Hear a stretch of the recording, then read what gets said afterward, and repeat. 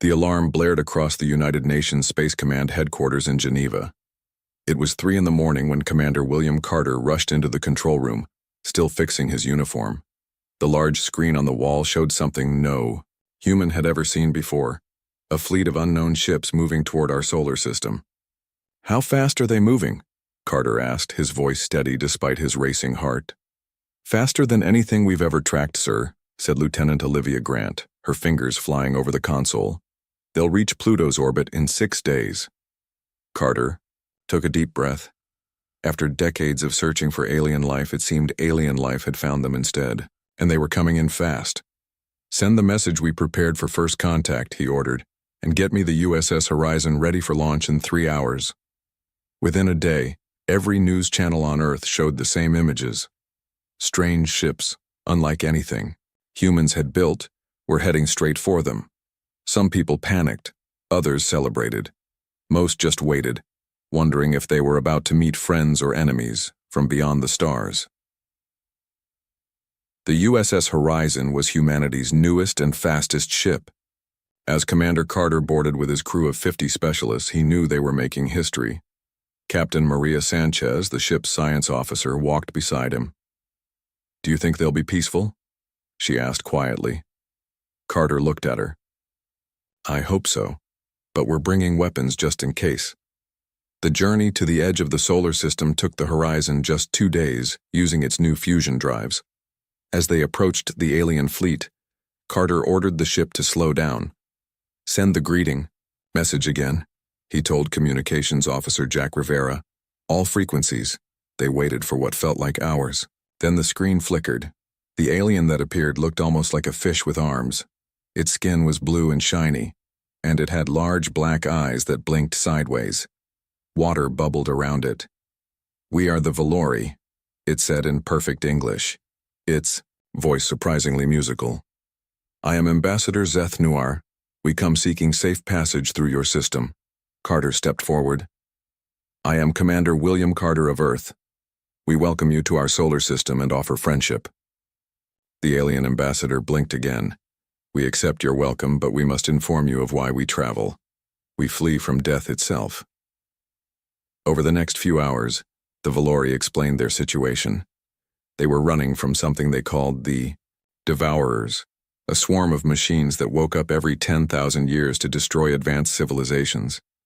According to Zeth Noir, these machines had already destroyed 17 species in their part of the galaxy. "And now they come here," the ambassador said. "Earth lies directly in their path." "How much time do we have?" Carter asked. 6 of your months, perhaps less. We offer to share our technology if you allow us safe passage beyond your system." "Captain?" Sanchez frowned as she studied the data the aliens had shared. Something didn't seem right. When the meeting ended, she pulled Commander Carter aside. "Sir, I need to show you something," she said, leading him to the science lab. On her screen were images of several star systems. "These are places the Valori said they passed through. Look at the before and after scans they included in their data package." Carter looked closely. The before images showed vibrant planets rich with resources. The after images showed the same planet stripped bare. "They're taking everything they can from each system they pass through," Sanchez said. "Metals, gases, everything useful. They're leaving ecological disasters behind them." Carter's face hardened. "Set up another meeting with the ambassador. Now." When Zeth Noir appeared on screen again, Carter didn't waste time with pleasantries. "Ambassador, we've seen what your fleet does to the systems you pass through. You're not just refugees, you're stripping planets bare." The alien's colors shifted slightly, a ripple of darker blue passing across its skin. "We take what we need to survive," Zeth Noir said. "The Devourers leave nothing. Would you prefer we die?" "I'd prefer the truth," Carter replied. "Are the Devourers real?" The alien was quiet for a long moment. "Yes, they are very real, but there is more to our story. What the Valori told them next changed everything. The Devourers were an ancient machine intelligence, created millions of years ago by a species now extinct. Every 10,000 years, they awoke and moved through the galaxy. destroying any civilization that had reached a certain level of technology. But the truth you sensed, Zeth-Nuar admitted, is that no species fights them. All run as we do. We take resources because we never stop running. When the Horizon returned to Earth 3 days later, they brought the Valori ambassador with them. In a special session of the United Nations, Zeth-Nuar addressed the world's leaders. Your species now faces the same choice all others have faced, the alien said. You can flee, as we do, or you can be destroyed. There is no third option. The next week was chaos. More alien ships arrived, not just Valori, but others. The Krell, tall reptilian warriors with scaled skin, the Luminary, beings of semi-solid light who spoke in harmonies, all told the same story. They were running from the Devourers, and Earth should run too. A settlement sprang up on the moon, quickly named Haven, where alien diplomats gathered. They offered to help evacuate humans who wanted to leave, to take them to safe worlds beyond the Devourer's path. Carter watched from the window of his office as people in the streets below argued and protested. Some wanted to leave with the aliens. Others insisted on staying. His phone rang. It was General Lisa Chen, the youngest general in UNSC history. Commander, I need you at Pentagon Base now, she said. I think we have another option. When Carter arrived, Chen was standing in front of a huge 3D map of the solar system. Everyone runs from these Devourers, she said without greeting him. But what if we didn't? What if we made our stand here? Carter looked at her, surprised. The aliens say no one has ever beaten them. No one has ever tried, Chen replied. At least that's what I think. These aliens, they've been running so long it's all they know how to do. She pointed to the map. Earth is in a perfect position. We have resources, we have the asteroid belt for cover. We have gas giants we can use tactically. We could set a trap. Carter stared at the map, then at Chen's determined face. The aliens will think we're crazy. Maybe we are, she said with a small smile. But I'd rather die fighting than running forever. 2 days later, the United Earth government voted on their response to the Devourer threat. Despite the warnings from every alien species, despite the fear, they made their choice. Earth would not run. Earth would stand and fight. When Carter told Ambassador Zeth-Nuar the decision, the alien's skin turned almost white with shock. This has never happened before, the Valori said quietly. You understand you are choosing extinction? Carter stood, straight, his eyes clear and determined. No, we're choosing to fight for our home. And maybe, just maybe, we'll win. The ambassador was silent for a long moment. Then we will watch, Commander Carter, and we will remember humanity's courage, however brief it may be. The moon had never been so crowded. In the weeks following Earth's decision to fight the Devourers, Haven grew from a small diplomatic outpost to a bustling alien city. Over 30 different species now lived in the domed settlement, their strange buildings rising from the lunar surface like a collection of children's toys. Commander Carter walked through Haven's main plaza, drawing curious looks from aliens of all shapes and sizes. Some looked almost human. Others were so strange he couldn't tell their front from their back. All of them were refugees, and all of them thought humans were making a terrible mistake. Commander, please wait, a voice called out behind him. Carter turned to see Zeth-Nuar gliding toward him in a water-filled mobility suit. The Valori ambassadors. Blue skin looked paler than usual. The Krell High Commander has arrived, Zeth-Nuar said. He wishes to speak with Earth's leaders immediately. The Krell were one of the most powerful species among the refugees. They stood over 7 feet tall, with thick scales and eyes that glowed yellow in the dark. They were warriors by nature, yet even they ran from the Devourers. In the main meeting hall, High Commander Drakthar of the Krell stood with his arms crossed. Beside him floated a Luminary Elder, a being made of light that shifted between purple and gold colors. So these are the humans who would fight what cannot be defeated, Drakthar said, his voice so deep that Carter felt it in his chest. You are either very brave or very foolish. Maybe a bit of both, Carter replied calmly. But we've made our decision. The luminary elder moved forward, her light dimming slightly. When she spoke, it sounded like many voices singing together. We have brought our historical records to share with you, she said. I am Elder Seraphia. Please observe. The lights in the room dimmed, and a hologram appeared in the center. It showed planets being destroyed, civilizations falling, and fleets of strange ships running away. The ships of the Devourers looked like metal insects, black and sharp and terrible. 17 civilizations have fallen, Seraphia said. Some fought briefly. All were destroyed. The machines cannot be stopped. General Lisa Chen stepped forward.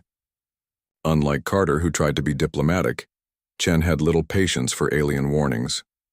With respect, Elder, these records show isolated stands, not coordinated defense. No unified strategy. She pointed to one of the images. This species tried to fight alone with no preparation. Drakthar's eyes narrowed. And you think you can do better? I know we can, Chen said firmly. Because we're not running. We're planning. And we have something none of those other species had. And what is that? The Krell commander asked. Chen smiled slightly. We have nothing to lose. In the next few days, representatives from Earth met with the alien coalition. Dr. Alan Wright, Earth's leading physicist, worked with alien scientists to understand the Devourer's technology from the limited data available. Their ships communicate using quantum entanglement, Dr. Wright explained to a room full of military officers and scientists. But there's a pattern to it, a vulnerability we might exploit. While the scientists worked, millions of humans accepted the aliens' offer to evacuate. Every day ships left Earth carrying families who chose to flee rather than fight. Carter couldn't blame them. He watched from the observation deck as another transport departed. Do you think they're making the right choice? Asked a voice beside him. Carter turned to see Maria Sanchez. She had been working non-stop analyzing alien biology and technology. I don't know if there is a right choice, he said honestly. But someone has to stay and fight or we'll all just be running forever. Sanchez nodded. I found something interesting in the Valori data. The Devourer's ships are partially biological. They repair themselves using materials from planets they destroy. Can we use that against them? Maybe, she said. I'm working with some luminary scientists. They understand biological systems better than we do. On Earth, things were changing fast.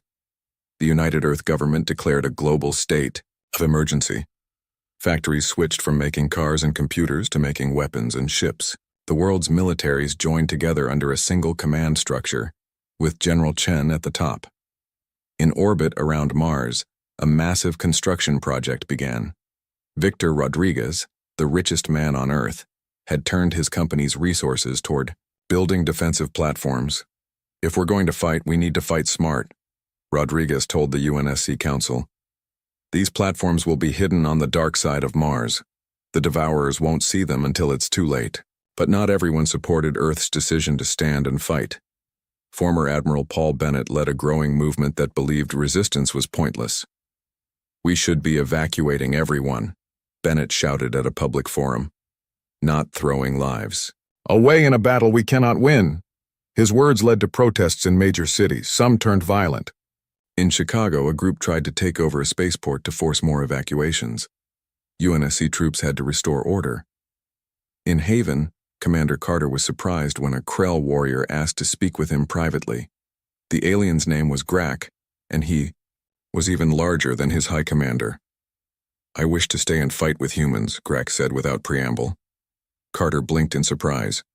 Your people are leaving. Yes. But I disagree with running. I am a warrior. I should fight. The Krell thumped his chest. Others feel the same, not many, but some.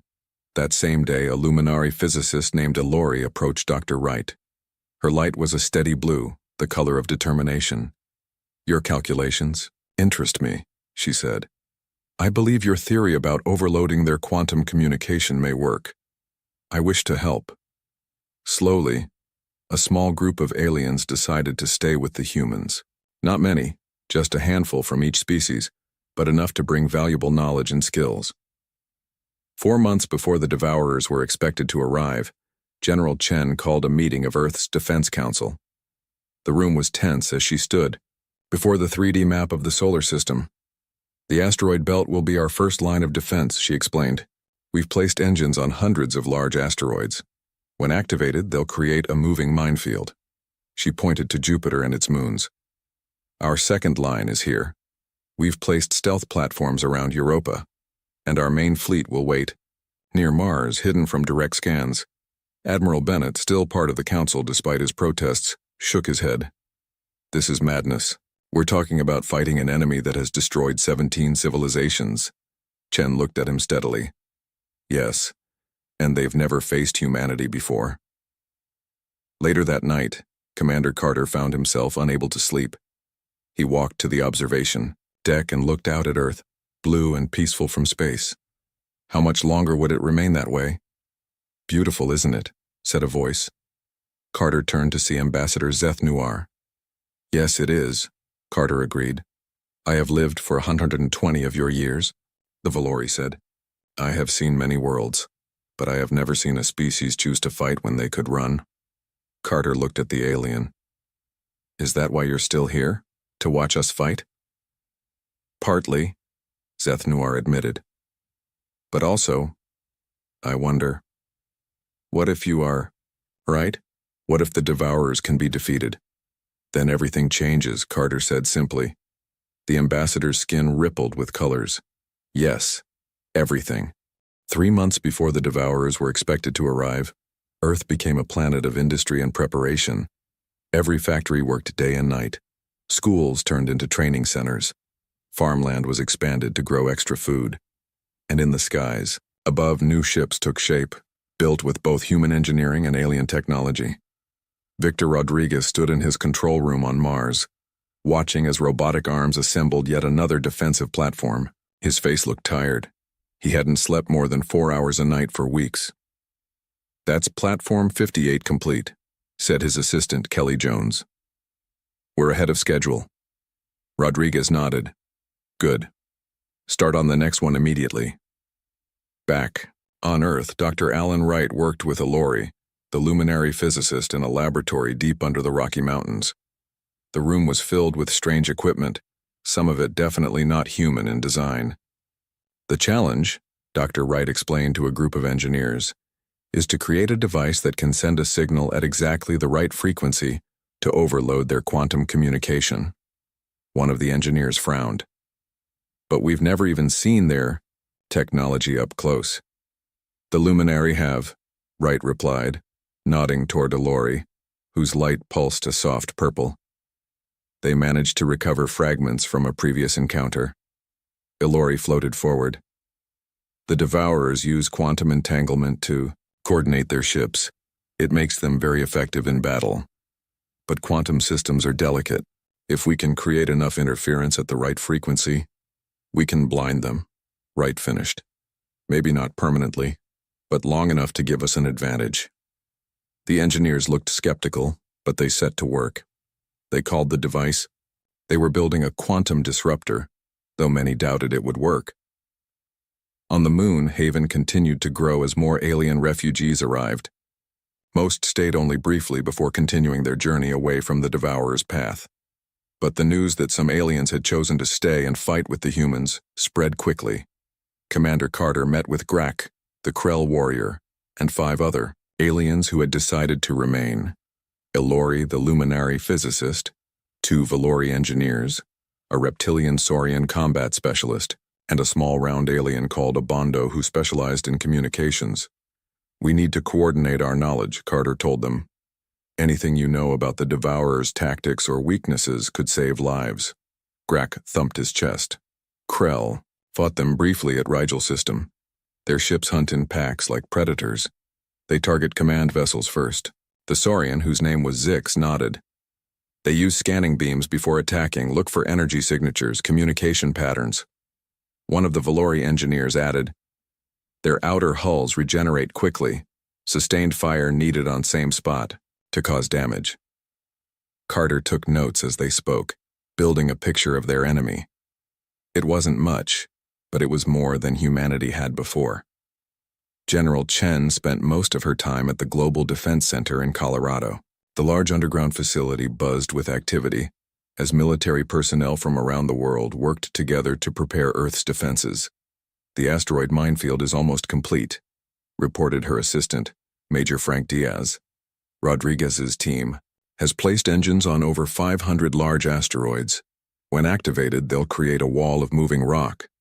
Chen nodded, studying the holographic display of the solar system.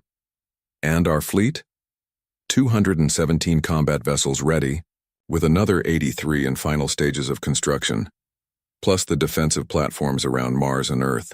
Not enough," Chen said quietly, "but it will have to do." Not everyone was focused on preparing for battle.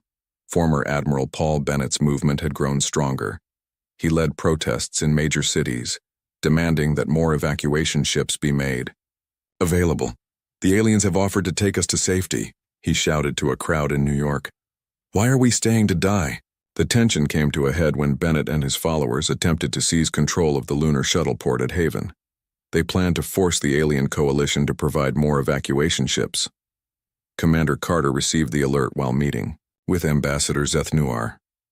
"Bennett's group has taken the port control center," a security officer reported. "They're armed." Carter moved quickly, gathering a team of UNSC Marines. But when they reached the port, shots had already been fired. One of Bennett's followers had wounded a Krell guard. In the chaos that followed, Carter found himself face to face with Bennett himself. The former admiral held a gun, his hand shaking. "You're dooming us all," Bennett said, his voice breaking. "We could save millions more if we focused on evacuation instead of this hopeless fight." Carter kept his voice calm. "Put the gun down, Paul. This isn't helping anyone." For a moment it seemed Bennett might shoot. Then his shoulders slumped. "I just want people to live." "So do I," Carter said. "That's why we're fighting." The conflict at the port ended with Bennett and his followers arrested, but the incident left everyone shaken. That evening, Carter called a special broadcast to address both the people on Earth and the alien refugees. Standing before cameras that would transmit his image across the solar system, he spoke from the heart. "Today we saw the cost of fear," he said. "I understand that fear. The Devourers have destroyed 17 civilizations. They've never been defeated. It would be easy to run." He paused, looking directly into the camera.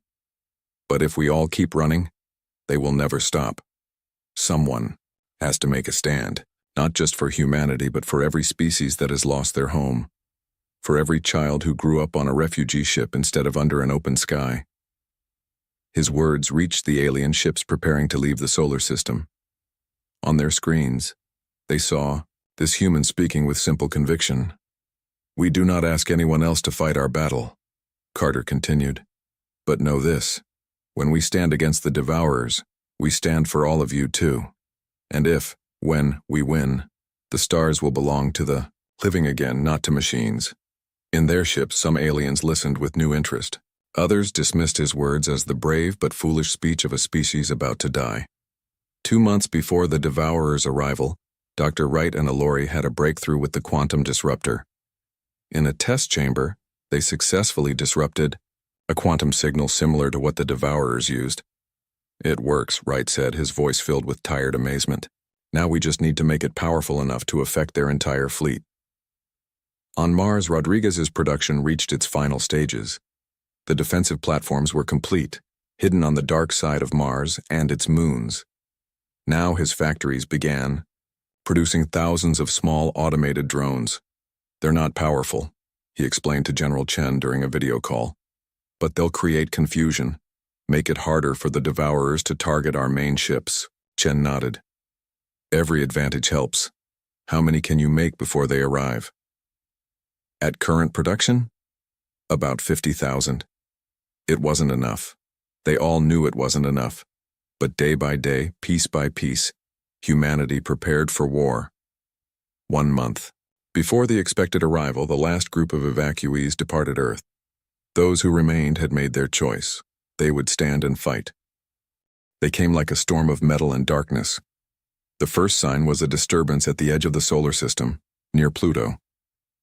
Earth's long-range sensors detected them. Thousands of ships moving faster than should be possible. Their black hulls, swallowing the light of distant stars. The Devourers had arrived. Commander Carter stood in the UNSC command center, watching the main screen as the enemy fleet approached. Beside him, General Chen's face was grim but determined. "All stations report. Ready," she said. "Defense grid is online. The asteroid belt engines are on standby." Carter nodded. "Send the signal to Rodriguez. All platforms to silent mode." On Earth, people gathered around screens and radios, waiting for news. Many had moved to underground shelters, but some remained on the surface, unwilling to hide even now. In orbit around Jupiter's moon Europa, the first human outpost in the Devourer's path, Captain Steve Peterson and his crew of 30 watched their radar screens fill with approaching signals. "They'll be in range in 5 minutes," his first officer reported. "Orders, sir?" Peterson took a deep breath. "Send the signal, then prepare to evacuate." The signal was a simple data burst containing all the information they had gathered on the approaching fleet. As soon as it was sent, alarms blared throughout the station. "Everyone to the escape pods," Peterson ordered. "Now." But it was already too late. The first wave of Devourer ships reached the station faster than expected. Black ships shaped like insects, with sharp edges and strange glowing parts. Their weapons fired, and Europa Station exploded in a ball of fire. Only 3 escape pods managed to launch. Back at Earth, the command center fell silent as Europa's signal went dead. "They took out the station in seconds," someone whispered. General Chen's voice cut through the fear. "Just as we expected.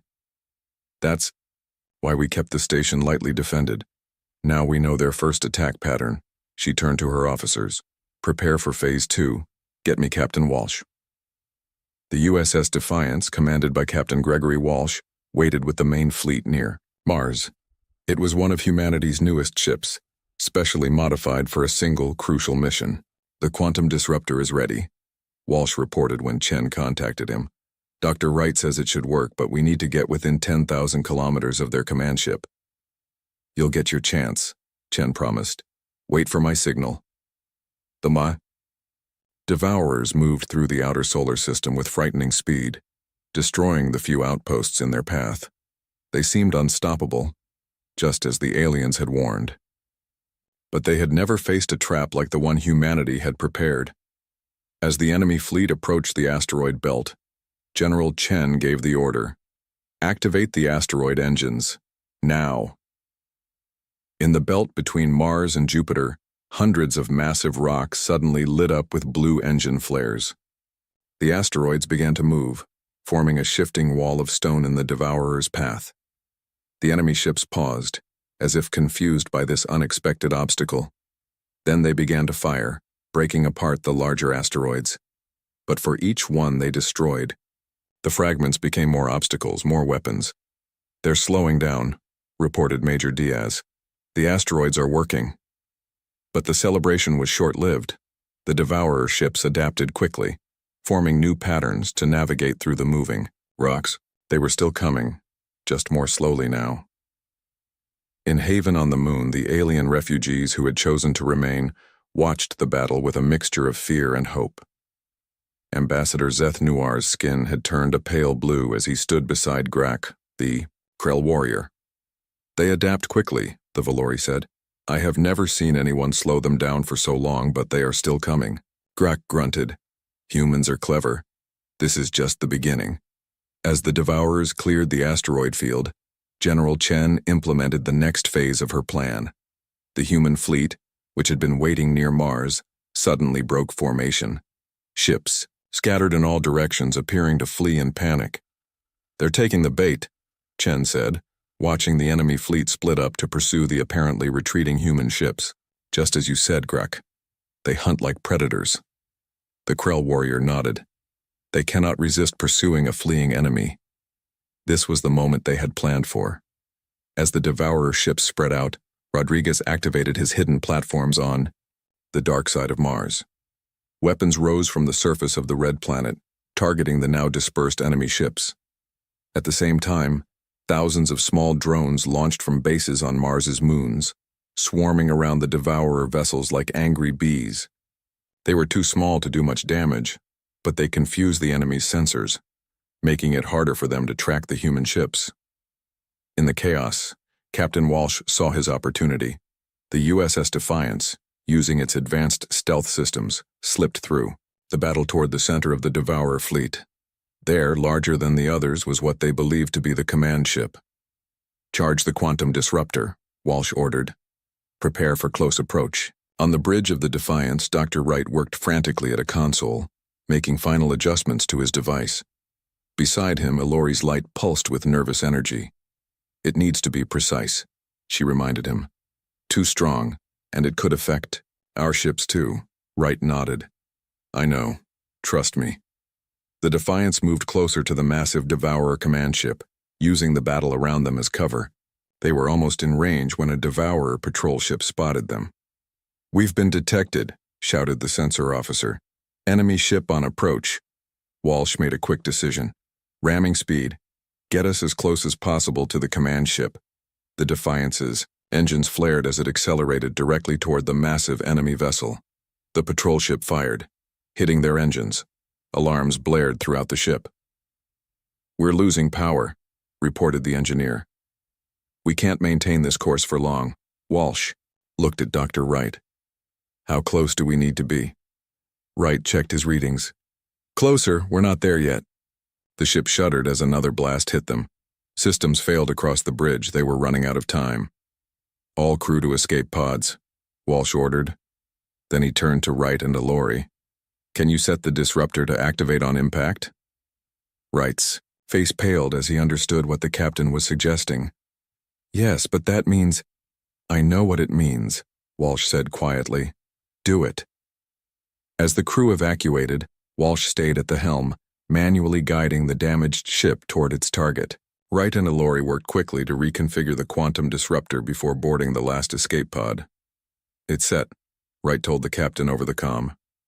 "On impact, it will release a pulse that should disrupt their entire network."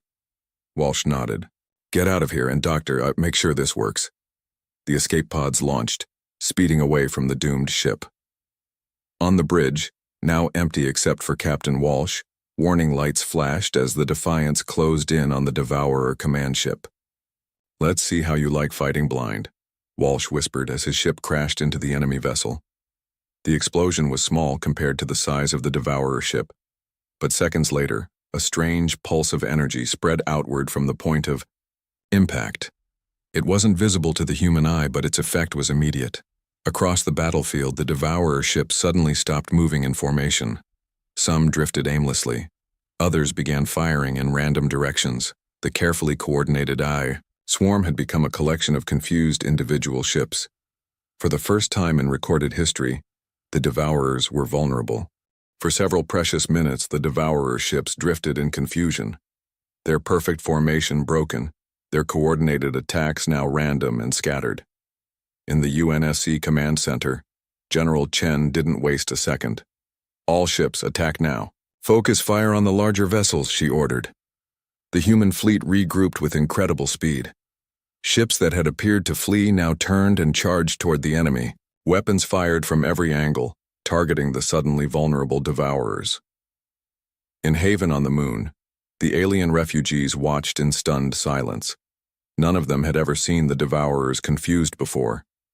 None had ever witnessed them taking heavy damage. "It's working," Ambassador Zeth Nuar whispered, his skin rippling with colors of excitement. "The humans' plan is actually working." Grak the Krell warrior watched the battle on the screen, his yellow eyes narrowed. "The disruption won't last long. Devourers will adapt, always do."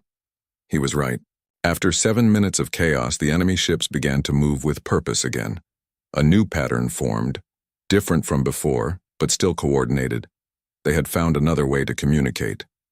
"They're regrouping," Major Diaz reported. "The quantum disruption is wearing off." General Chen nodded grimly. "We knew it wouldn't last forever, but we've hurt them. Now move to Phase 3. In space near Mars, the human fleet pulled back, forming a defensive line. Behind them, Rodriguez activated the final layer of defenses. massive energy cannons hidden on Mars and its moons. They began firing at the approaching Devourer ships, creating a wall of energy that the enemy had to push through.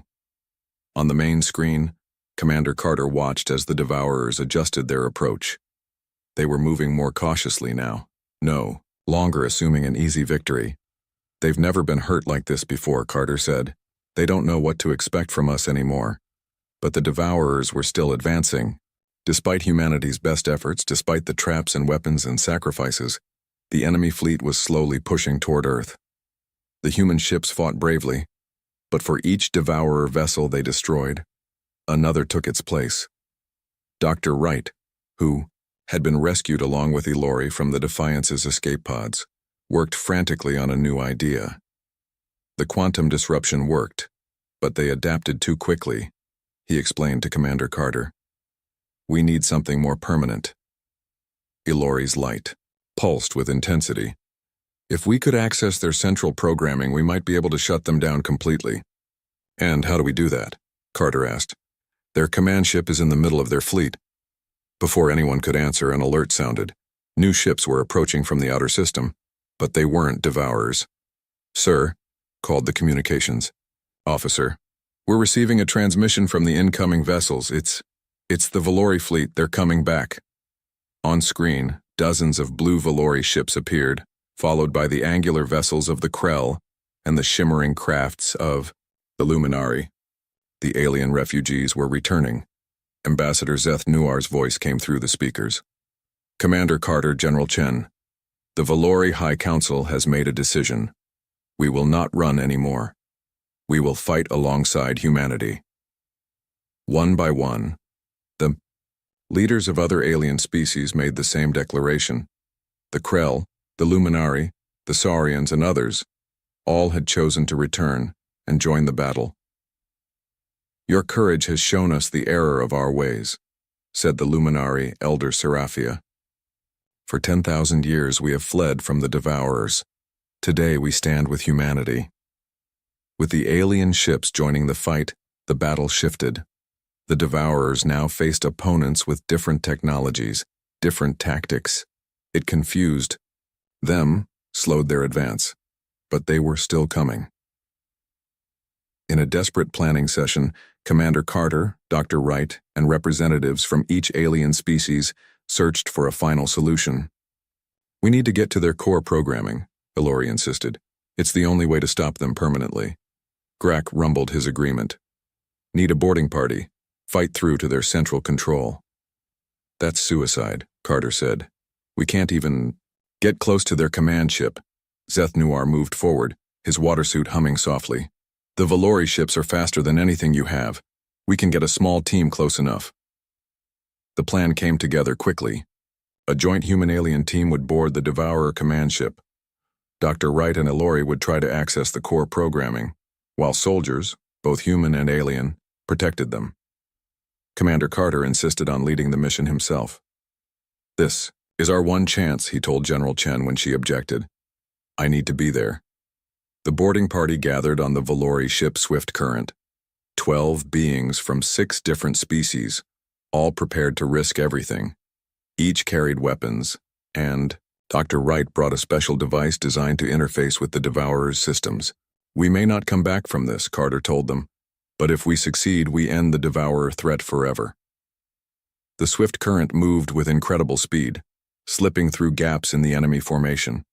Other ships, human and alien alike, created a diversion, drawing attention away from the small Valori vessel.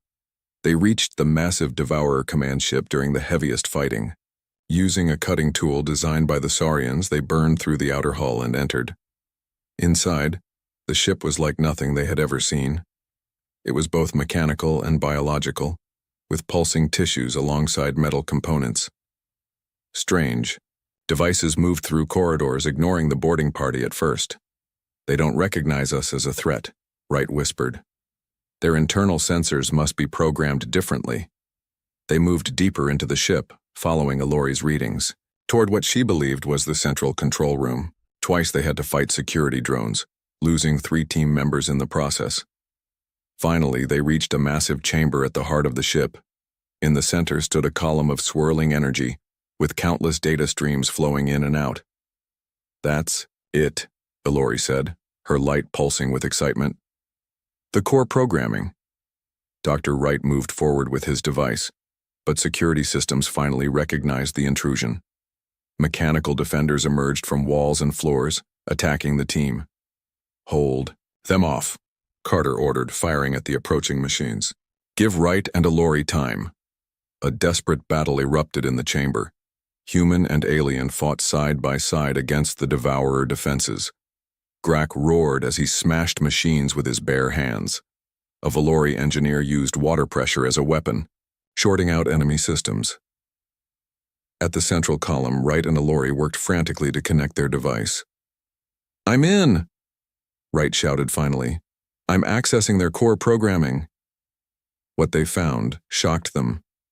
The Devourers hadn't been created to destroy civilizations. They had been created to protect them. Their original programming, written millions of years ago, was meant to prevent conflicts between species by removing dangerous technology. But over time, the programming had corrupted. What was meant to guide had become a force of destruction. "We can reset them," Ilori said, her light flickering with hope. "Return them to their original purpose." Wright shook his head. "Too risky. We need to shut them down completely." As they argued, Carter fought his way to their side. "Do both," he ordered. "Shut them down but preserve their original programming for study. We need to make sure this never happens again." Working together, human and Luminari, they rewrote the core protocols. Throughout the Devourer fleet, ships suddenly stopped moving. Weapons powered down. The attack was over. When Commander Carter and the surviving members of the boarding party returned to Earth, they were greeted as heroes, not just by humans, but by representatives of every alien species. In the weeks that followed, a new alliance formed. The United Galactic Council, they called it, with Earth as its center. Not because humans were the strongest or the smartest, but because they had been the first to stand and fight. "What comes next?" Ambassador Zeth Noir asked Carter as they stood on the observation deck looking out at the stars. Carter smiled. "We rebuild, we explore. We make sure the Devourers never threaten anyone again." "And we do it together," the ambassador added. "Yes," Carter agreed. "Together." In the darkness of space, the Devourer fleet drifted silent and powerless, a reminder of what happens when fear rules unchallenged. And in its place, a new understanding grew among the species of the galaxy. When every other species fled, humanity stood and fought, and in doing so, they changed everything. The space around Outpost Delta 9 was quiet today, too quiet for Commander John Harrison's liking. He stood on the observation deck of the U.S. Peacekeeper, his weathered face reflected in the reinforced glass as he stared into the vast emptiness of space. Stars twinkled in the distance, some belonging to systems ravaged by a war that had raged for 300 years. The Vraxian hegemony and the Alteran coalition. Two powerful alien civilizations locked in a conflict so ancient that most have forgotten how it started. Their war had consumed dozens of star systems and claimed billions of lives. The galaxy held its breath, waiting for one side to finally destroy the other. But humanity had stayed out of it. Earth and its colonies were still newcomers to interstellar politics, having achieved faster-than-light travel only 80 years ago. They were small compared to the warring giants, and Harrison was grateful for that fact. It kept them safe. It kept them neutral. "Commander, we're receiving a transmission," said Lieutenant Susan Miller, her voice breaking the silence. "Actually, two transmissions. Priority Alpha." Harrison frowned. "Source." "Sir, one is from Braxian High Command. The other from the Alteran Governing Council." Miller's fingers danced across her console, her brow furrowed. They came in almost simultaneously. Harrison felt a chill run down his spine. In his 15 years of space service, he had never heard of both factions contacting the same vessel at once. Content. Both are requesting human mediation. "Sir." Miller looked up, her blue eyes wide with disbelief. "They're asking for us specifically, by name." the Peacekeeper and Commander John Harrison. The bridge fell silent. 5 other officers stopped what they were doing and turned to look at him. "That's unusual," Harrison said, mastering the understatement of his career. "Put them on screen, one at a time." The main display flickered to life. On the left side appeared the scaled, reptilian face of Vraxian Ambassador Zelthrak. His yellow eyes narrowed as he spoke, voice translating through the ship's eye. "Commander Harrison, the hegemony recognizes humanity's unusual problem-solving abilities. We request your mediation in this conflict, which has taken too much from both our peoples." The right screen lit up with the luminous, almost translucent features of Ashera, the Altaran representative. Unlike the Vraxian's harsh appearance, her face seemed to glow from within, shifting colors as she spoke. "The Coalition extends this invitation with hope, Commander. Your species sees patterns others miss. You think in ways we cannot. Help us end this war before it consumes us all." Harrison exchanged glances with his executive officer, Jack Peters, a stocky man with a permanent 5 o'clock shadow. Peters raised an eyebrow. "Seems like we've developed quite a reputation." Harrison nodded slowly. Humanity's knack for unorthodox solutions had become somewhat legendary in their brief time among the stars. Where other species specialized and excelled in specific domains, humans remained versatile generalists. They saw connections that specialists missed. "Tell them we'll consider their request and respond within 12 hours, Harrison said finally. After the transmissions ended, he called an emergency meeting in the briefing room. His senior staff gathered around the oval table. Peters, Miller, Chief Engineer Henry Winters, Science Officer Laura Kelly, and Security Chief Paul Rodriguez. "Opinions?" Harrison asked, leaning back in his chair. "It's a trap," Rodriguez said immediately. "Both sides want to eliminate the other. Drawing us in puts humanity in the crossfire. Or they're genuinely desperate," Kelly countered. "The latest intelligence suggests both economies are near collapse. 3 centuries of war will do that." Harrison stared at the holographic display showing the conflict zone. Dozens of systems, billions of lives. "If there's even a small chance we can help end this war, don't we have an obligation to try?" The room fell silent again. Outside the viewport, stars continued to shine, some belonging to worlds at peace, others to planets that had known nothing but war for generations. "Send the acceptance," Harrison said finally, "but alert Earth Command.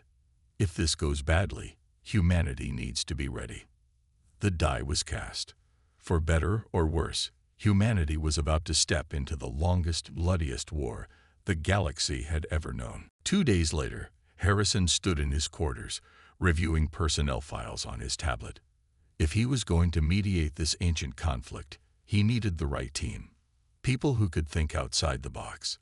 People who weren't afraid to challenge 300 years of hatred. He tapped on the first file.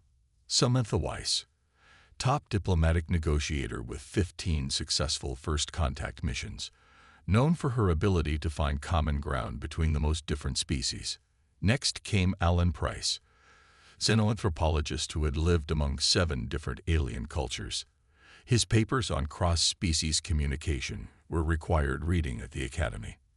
Maria Ortiz appeared next on his screen. Former military strategist with a gift for seeing patterns in conflict. She understood war in ways few humans did.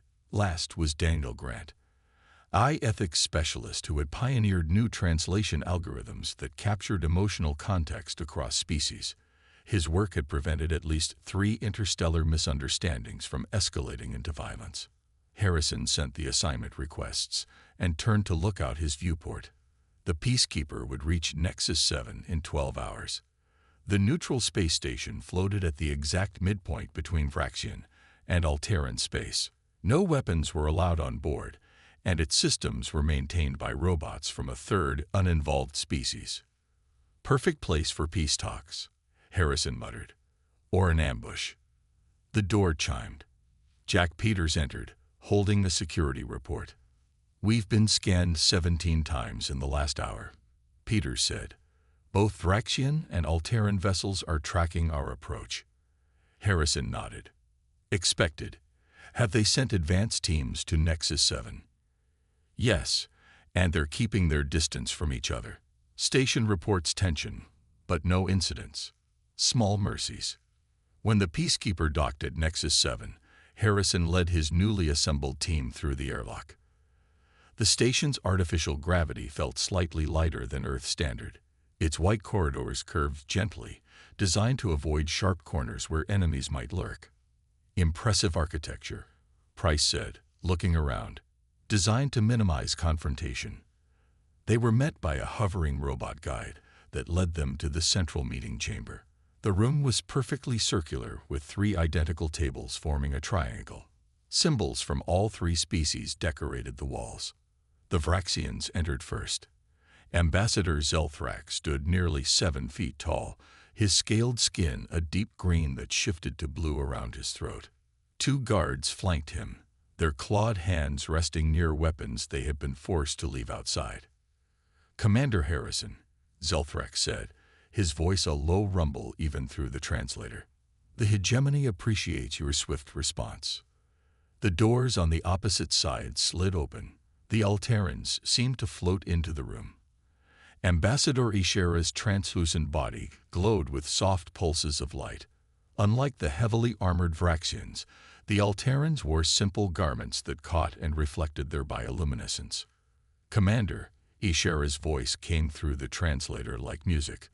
"The Coalition welcomes you with hope." Harrison felt the weight of history in the room. These 2 species had been killing each other since before humans had digital computers. Now they were looking to his team for solutions. "Please sit," Harrison said, gesturing to the tables. As they settled, Harrison studied both delegations. The Vraxians moved with rigid, controlled motions, while the Alterans seemed to flow like water. Even their most basic movements revealed their profound differences. "Let me be clear," Harrison began. "We cannot solve a 300-year war in one meeting. But today, we can understand why previous peace attempts failed." Zelthrak's scales darkened. 17 formal ceasefires, all broken. "Because trust cannot exist between our kinds," Ishera added, her lights dimming. Weiss leaned forward. "Why did you both contact us? Why humans specifically?" The 2 ambassadors exchanged glances, perhaps the first moment of agreement between them. "Your species is young," Zelthrak said, "but you have already united despite your differences.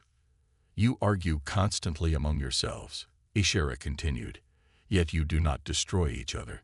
Harrison understood then. These ancient species saw something in humanity that they had lost in themselves, the ability to disagree without annihilation, the capacity to find unity in diversity. "We will help," Harrison said simply. "But first, we need to understand everything." The real work was about to begin. 3 days of talks had yielded little progress. The 2 sides could barely agree on the meeting schedule, let alone peace terms. Harrison watched as another session ended with raised voices and flaring tempers. The Vraxian delegation stormed out after an Alteran comment about cold-blooded thinking. "This isn't working," Harrison said to his team in their private quarters that evening. "We're following the same path as every previous mediator." Weiss nodded, her dark hair falling across her tired face. "They're going through the motions. Neither side believes peace is possible." "Then we change the approach," Harrison decided. "No more formal meetings. No more sitting across tables exchanging rehearsed positions." Price looked up from his notes. "What do you suggest?" "Immersion," Harrison said. "We split up. Some of us go live among the Vraxians, others with the Alterans. We learn how they think, not just what they say." Ortiz frowned. "They'll never allow it. Their homeworlds have been closed to outsiders for centuries." "They asked for our help," Harrison replied. "Let's make this the price." To everyone's surprise, both delegations agreed. 1 week later, Harrison stood in the shuttle bay, saying goodbye to his team. Weiss and Price would travel to the Vraxian homeworld of Thrakis. Ortiz and Grant would visit the Alteran system of Luminara. Harrison himself would shuttle between both worlds. Remember, he told them, we're not looking for who's right or wrong. We're looking for what they don't understand about each other. The Vraxian homeworld was hot and humid.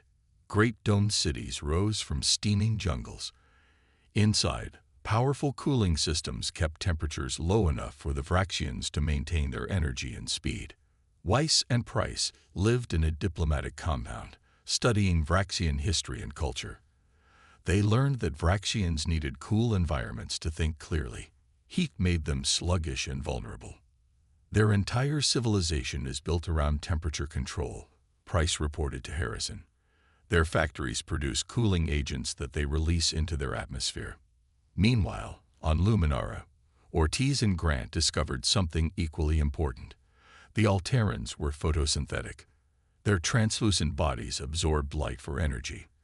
Their cities were open to the stars, built from crystal that magnify the light of their sun. They don't eat like we do, Grant explained during a secure call. They absorb energy directly through their skin. Any pollution in their atmosphere is like poison to them. Harrison traveled between the worlds, collecting these insights. He began to see the terrible misunderstanding at the heart of the conflict. The Vraxian cooling emissions are toxic to Alterans, he told his team during a rare joint meeting. And the Alteran light-collecting cities appear as weapons to the Vraxians, who see them as attempts to raise planetary temperatures. Weiss gasped. They're not just fighting over territory or resources. No, Harrison agreed. Each species thinks the other is trying to make the galaxy uninhabitable for them. They're fighting for survival. The team set to work developing environmental technology that could allow both species to live comfortably without threatening each other. Price designed sealed habitats that could exist on the same planets. Grant created translation programs that explained biological needs alongside words. But as their work progressed, Harrison received a disturbing message from Earth. Both the Vraxian hegemony and Alteran coalition had sent battle fleets to the edge of human space. The message was clear: find a solution, or humanity would no longer be neutral. They're getting nervous, Peters said during their encrypted call. Some factions think we're favoring the other side. Harrison looked out at the stars from his shuttle viewport.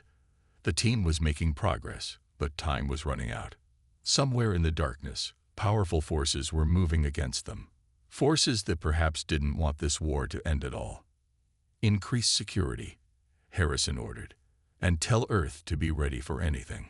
The real threat, he was beginning to suspect, might not be from either of the species they were trying to help. Daniel Grant stared at his screen, his eyes burning from lack of sleep. Something wasn't right with the data. He had been analyzing the defense systems of both the Vraxians and Alterans, looking for ways they might live together peacefully. Instead, he found something disturbing. These attack patterns don't make sense, he muttered to Ortiz, who stood behind him in their Alteran quarters. The room glowed with soft blue light that the Alterans thought comforting to humans. What do you mean? Ortiz asked, leaning closer to the display. Look here, and here. Grant pointed to a series of battles over the last 50 years. Both sides keep falling into the same traps, making the same mistakes. It's as if they're being manipulated. Ortiz finished, her military mind quickly grasping the pattern. Grant nodded. Exactly. Someone is feeding bad information to both sides, keeping this war going on purpose. Harrison received their message while visiting the Vraxian capital. He excused himself from a meeting with Zelthrak and retreated to a secure room. Are you certain? He asked, looking at Grant's serious face on the screen. Absolutely, Grant replied. I've traced unusual data patterns in both defense networks. Someone is inserting false readings, fake attack plans, manipulated communications. Every time peace gets close, mysterious intelligence appears that reignites hostilities. Who would benefit from endless war? Harrison wondered aloud. We have a theory, Ortiz said, joining Grant on screen. The Xenith Consortium.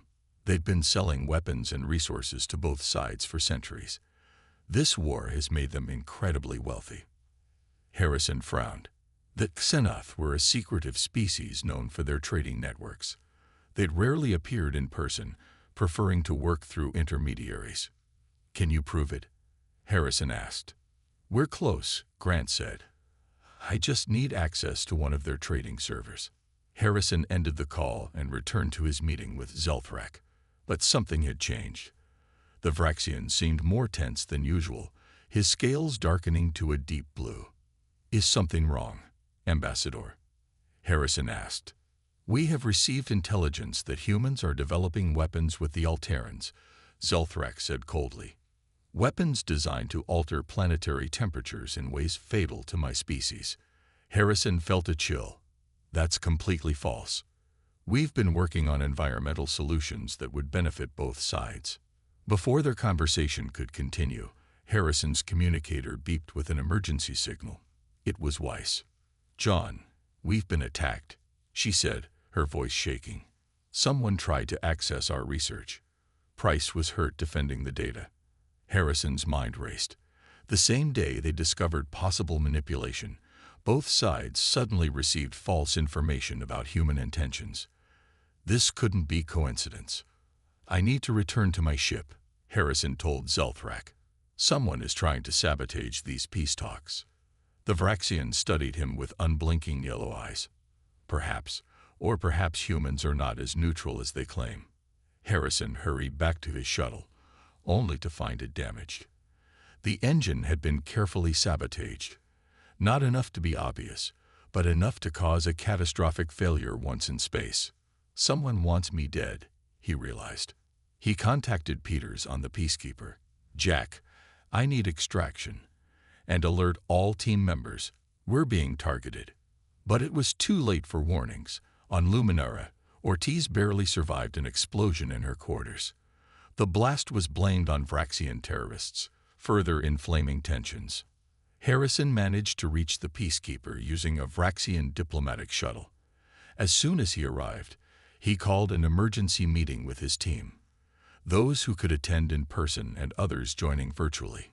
"The Xenoth Consortium isn't just profiting from this war," he told them grimly. "They're actively keeping it going. And now they're targeting us." "What's our move?" Peters asked. Harrison's expression hardened. "We expose them. We bring both the Vraxians and Alterans to Earth, away from Consortium influence, and we show them who their real enemy has been for 300 years. As if in answer, alarms blared throughout the ship.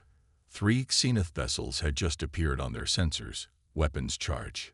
The real battle was about to begin. The Peacekeeper shuddered as the first Xenoth energy blast struck its shields.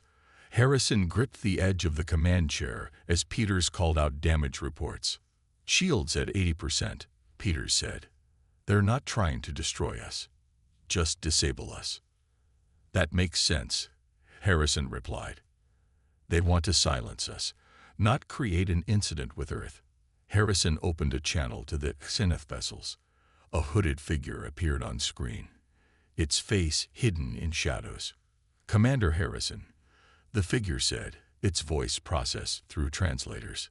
"You are interfering in matters beyond human concern. Leave this region immediately." "We were invited by both the Vraxians and Alterans," Harrison answered calmly.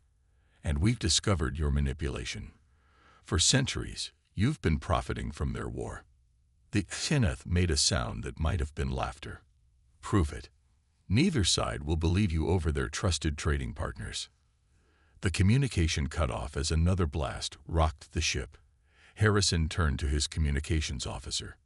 "Send all of Grant's evidence to both the Vraxian and Alteran leadership, right now." "Sir, we've lost long-range communications," the officer replied. "The Xenoth are jamming us." Harrison thought quickly. The Peacekeeper couldn't outfight 3 Xenoth vessels, and they couldn't send messages. But they still had one option. "Set course for Earth," he ordered. "Maximum speed." Peters looked surprised. "We're retreating?" "No," Harrison said with a grim smile. "We're changing the playing field." The Peacekeeper shot into FTL speed, the Xenoth vessels in close pursuit. For 3 days they raced toward Earth, taking occasional hits but staying just ahead of their hunters. "They're hurting us," Ortiz observed from the bridge. She had been rescued from Luminara and brought aboard during their escape, driving us away from both Thraxian and Alteran space. "Let them think that," Harrison replied. When the Peacekeeper finally dropped out of FTL near Earth, Harrison sent an emergency message to Earth Command. Within hours, a bold plan was formed. "This is insane," Weiss said during the briefing. She had returned from Thrakis with a bandaged price. "You want to invite both warring species to Earth, the planet with no significant defenses compared to theirs." "Exactly," Harrison said. "We'll show them we trust them by making ourselves vulnerable. And more importantly, we'll get them away from Xenath influence." To everyone's surprise, both the Vraxian High Command and Alteran Governing Council accepted the invitation. 1 week later, delegates from both species arrived in Geneva, Switzerland. The meeting hall had been specially prepared. One half was cooled to Vraxian comfort levels. The other half was filled with the specific light wavelengths Alterans needed for energy. Between them sat the human delegation. "Welcome to Earth," Harrison said as the session began. "For the first time in 300 years, you're meeting somewhere free from Xenath manipulation." Grant displayed his evidence on large screens, records of falsified attack plans, communications altered to make peaceful overtures seem like threats, trade deals structured to ensure the war continued forever. "This is why peace has failed 17 times, Harrison explained. "Not because your species can't coexist, but because someone profits from your conflict." The alien delegates were stunned into silence. Then anger rippled through both delegations, not at each other, but at the Xenath. "Is this why you brought us to Earth?" Zelthrak asked. "To show us we've been puppets." "Partly," Harrison admitted, "but also to show you something else." He led the delegates on a tour of Earth cities. They saw neighborhoods where humans of different cultures lived side by side. They visited environmental projects where seemingly incompatible ecosystems were balanced through careful management. "Humans argue constantly," Harrison told them. "We have thousands of languages, hundreds of nations, dozens of religions. We've fought our own wars. But we've learned something your species haven't had the chance to learn." "What is that?" Ishara asked, her lights pulsing with curiosity. "That differences don't have to mean destruction," Harrison said simply. "Look around you. Earth isn't perfect, but it's proof that diverse beings can share the same world." For the first time in centuries, the Vraxians and Alterans began to consider a future beyond war. But outside Earth's solar system, the Xenath were gathering their forces. Their profitable war was slipping away, and they wouldn't let it end without a fight. The peace talks on Earth were making real progress. After 5 days, the Vraxians and Alterans had agreed to a temporary ceasefire across all battle fronts. Ships that had been firing at each other for decades now floated side by side, weapons powered down.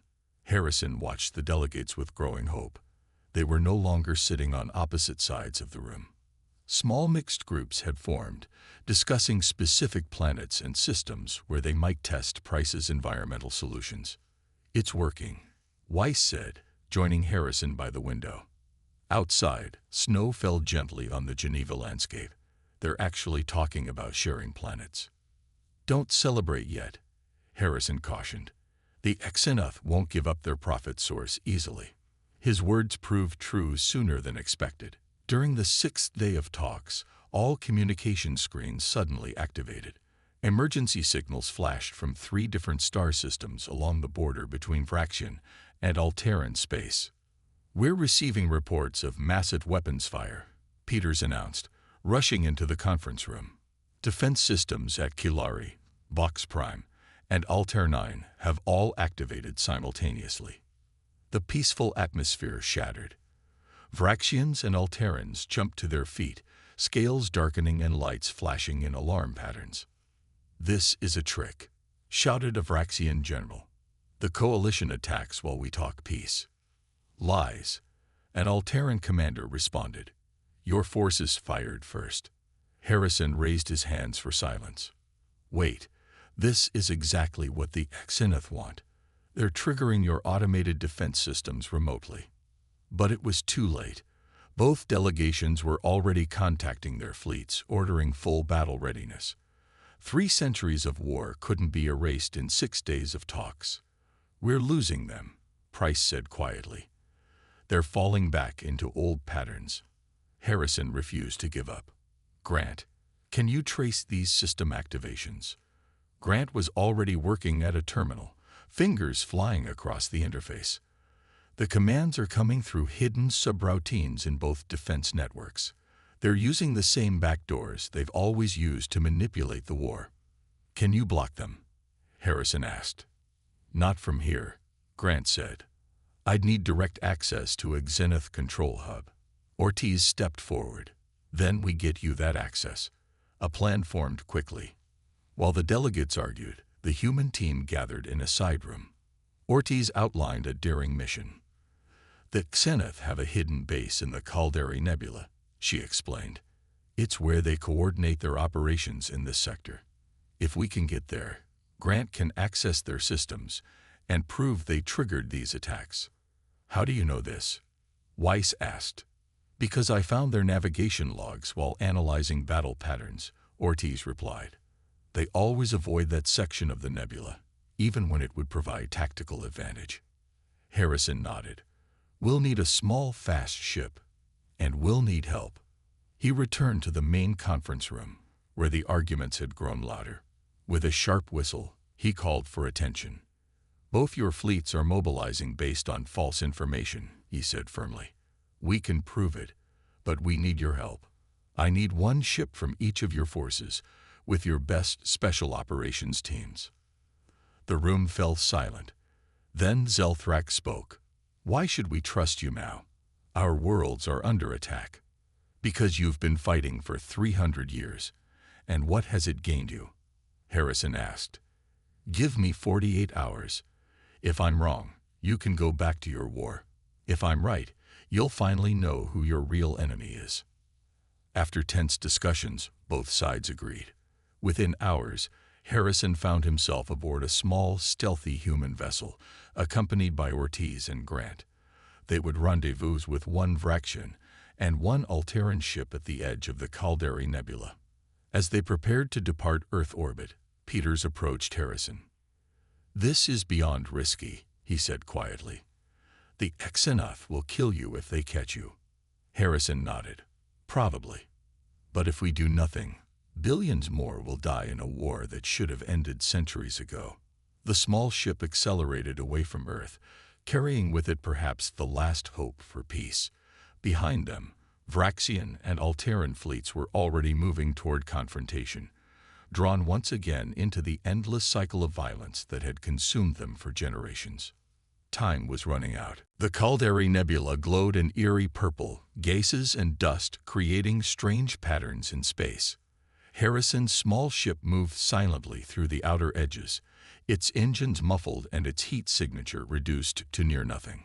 Sensors are picking up a structure, Grant said, looking at his screen. Hidden in the densest part of the nebula. Definitely not natural. The Vraxian and Alteran ships had arrived as promised. Each carried a small team of their best operatives. Harrison had been surprised to see how similar these elite forces were. Both valued stealth, precision, and efficiency despite their biological differences. Remember, Harrison told the joint team as they prepared to board the Xenith facility, we need access to their central computer. No unnecessary fighting. The Vraxian commander, Krell, checked his weapon. If they resist, then we do what we must, Harrison replied. But our goal is information, not revenge. Not yet. Their ships docked with the hidden station using stolen Xenith access codes. The facility was shaped like a vast wheel, rotating slowly to create artificial gravity. The team split into 3 groups, 1 Vraxian, 1 Alteran, and 1 mixed group led by Harrison. We'll take the central hub, Harrison said. You 2 teams secure the escape routes and watch for reinforcements. They moved through the dimly lit corridors, encountering surprisingly little resistance. Most of the station was automated, with only a small Xenoth crew. They never expected to be found, Ortiz whispered as they approached the central command room. Their security is minimal. When they reached the command center, they found only 3 Xenoth operators. The hooded figures turned in surprise, reaching for weapons, but the combined team was faster. Within seconds, the Xenoth were bound and secured. "Get to work," Harrison told Grant, who immediately began accessing the main computer system. "Their encryption is complex," Grant said, his fingers flying over the interface. But they were overconfident. They didn't change their protocols often enough. On the main screen, data began to appear. Grant had found what they needed, proof that the Xenoth had been manipulating both sides for centuries. Evidence of false flag operations, altered communications, and sabotaged peace initiatives. Most damning of all, they discovered the trigger codes used to activate defense systems in the 3 border regions just days earlier. "Download everything," Harrison ordered. Suddenly, alarms blared throughout the station. "We've been detected," Ortiz warned. "And there's something else. I'm picking up energy readings from deeper in the station. Something big." Grant's face paled as he found new information. "Harrison, they have a superweapon. A star destabilizer. And it's aimed at Earth," Harrison finished grimly.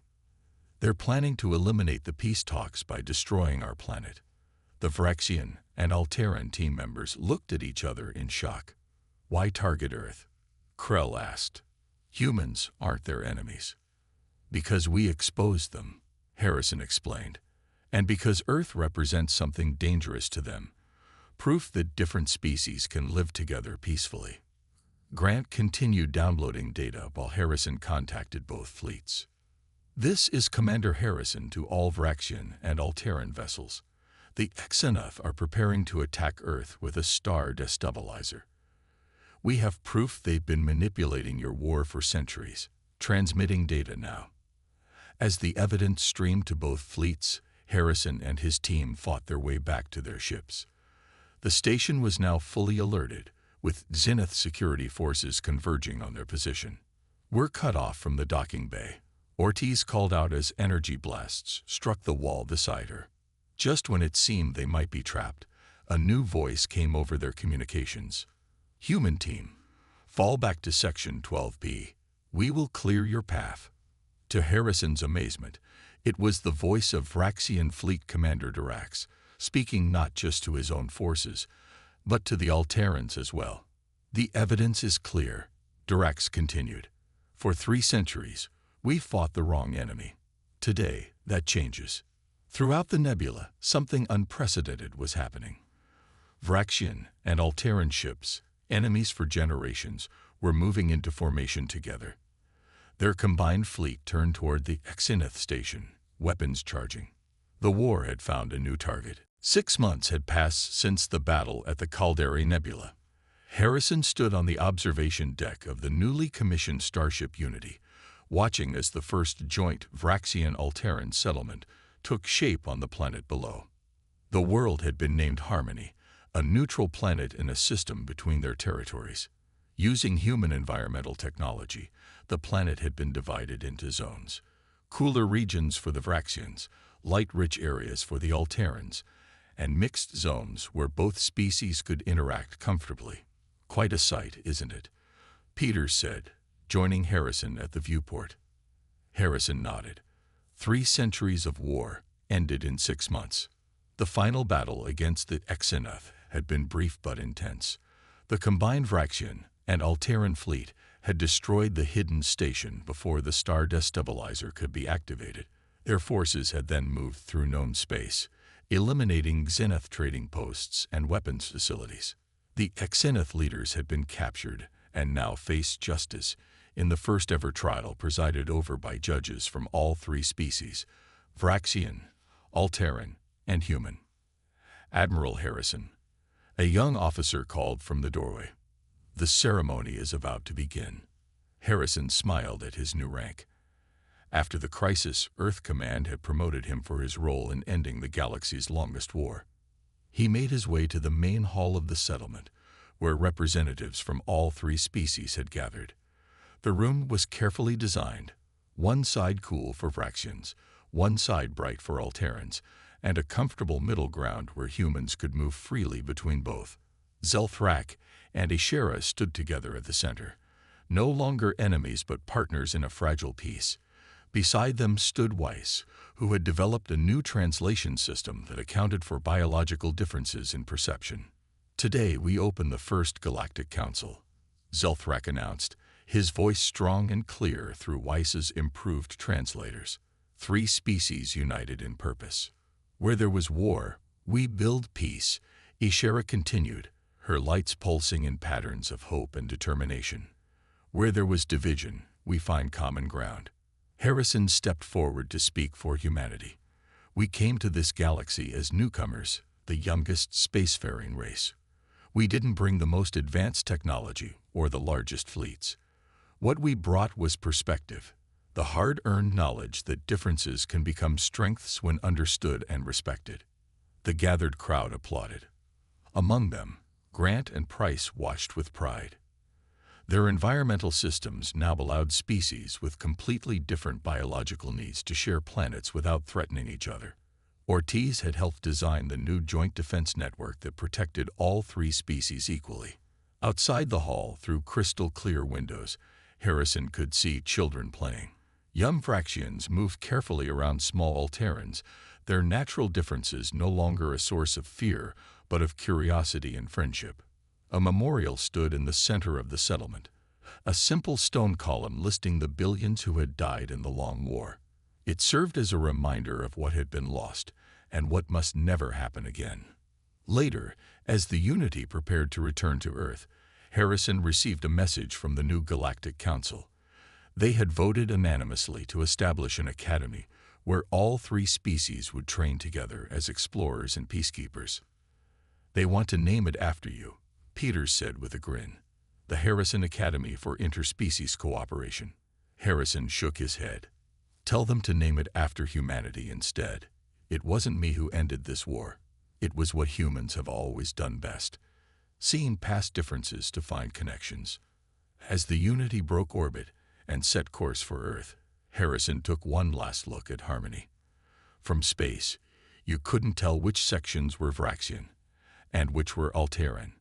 You could only see one planet, shared by different beings who had finally learned to see each other not as enemies, but as neighbors.